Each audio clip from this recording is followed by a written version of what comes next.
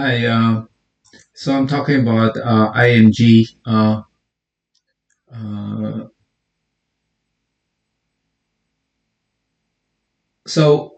a lot of people think that shorting is easy, and it's really not. The reason think it's easy is because they think they can just add, and they can come back down, and they make money 90% of the time. But the other 10% of the time they lose. They lose much more than all the other wins they make. Right? It's kind of like going to the roulette or blackjack tables, and doing the martingale system where you bet $2, and if you lose you bet four. You can always win back $1, right? But the problem is if you lose 10 in a row or 9 in a row, then you lose everything. So it's a bit like that.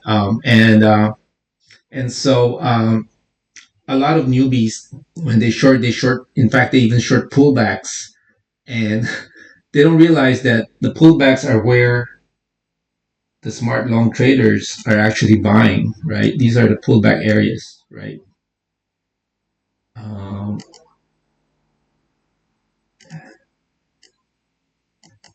so, and so now let's talk about the riggers, right? Sorry, these are the pullback areas, right? Yeah. So, a lot of shorts, they wait for like a top and then they short a pullback and then, you know, but sometimes the breakouts do work and then they can lose a lot of money. And if they don't have a stop loss rule, they can lose a lot of money. Um, so this is an example of, and the riggers notice. And so, in fact, the riggers need the shorts so that they can, uh, they're painting the bid and offer landscape, right? So they need the shorts there to actually help them fill the bids and paint the bid and ask landscape. So um, so what about IMG, right? So IMG, the stock closed below 75 cents yesterday. So that means small hold bands today, right? And it's a China stock, right? So that means these Chinese guys have a lot of accounts that are not under the view of SEC. They probably figure out how to put fake names and all that, and they're able to sort of, and then they also have these WeChat pumps, and then they pump the stock and all that, right? Um, uh, and so what happens is every time there's a stock hold, each hold allows them to basically, when it resumes, they can just buy all the shares out there, so that they put it in essentially they're putting another floor, uh, at least for the day, right? They're putting another floor in the stock for the day, right? Um, and so what else do they do? The important thing you have to understand is whether the stock is being controlled by a few people. How do you know that? Well, if the chart looks very perfect, then that means they are able to kind of paint what they want. They're like a puppeteer. They can make it do whatever they want it to do. So, um, here's an example, right? So they paint a fake 1.70 resistance to make it look like it's not going to be able to go past it, right? And you can see that they're painting it, and then they're faking, they're painting it. Every time it goes out there, it comes back down, goes up there, comes down, until finally it goes all the way, right? And they wait till the market close too, you know because that's when they can squeeze a lot of people, right? A lot of these day traders, they close their positions at the end of the day, that kind of stuff, so they know how to kind of paint the whole thing. What else do they do? They kind of pretend that it's supporting the VWAP, right? And then they'll swipe it down a little bit too. And it's funny because I saw a really huge bid on the level two at 1.23, like really huge. And I knew that when people see that, there's no way it's going to go below 1.23. And I also knew that that's when they were going to start rotating. You can see that in their level two.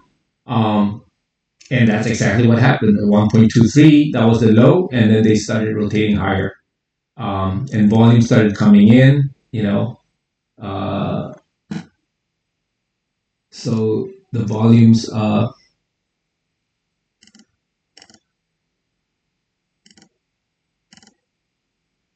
the volume started coming in here,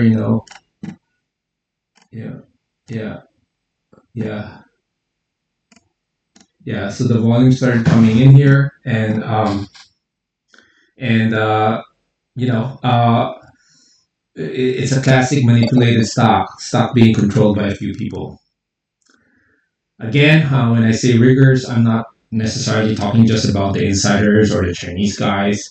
It could be some small chat rooms with a lot of following, and the guy is sort of an influencer, has many Twitter followers, right? And his room is all shorting it at the same time as the other people, right? So, so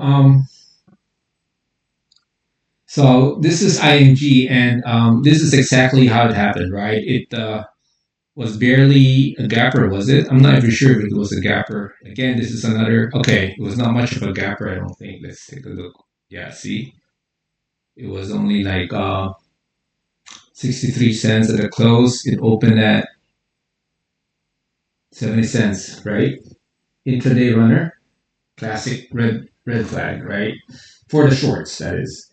And it's up by when it went up 98 cents, it was already up like 60%, 70%.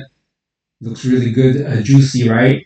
But it's not juicy because for the short, because when the volume when the stock is being controlled, they can paint the pattern to make it look so nice for the shorts. And then they just control the whole stock, right? And that's what they did. They just controlled the whole stock right here. Um, and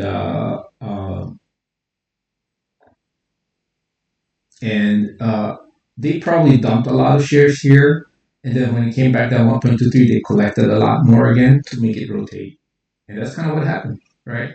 And then in the after hours, it just kind of like faded. Oops, sorry. Um, yeah, it just faded to 1.21. You see, yeah, it just faded to 1.21 right there. Yeah. So that's kind of how it is. Stock will probably fade some more tomorrow. But who knows, right? This is a very strong market cycle right now, so there's a lot of people going long, and these riggers need the support of these people to make it easier for them to achieve their goals, right?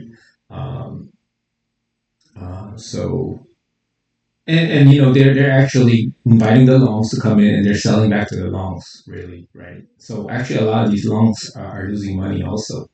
And then a lot of shorts, if they don't cut their losses, are losing a lot of money also, right? So that's how it works.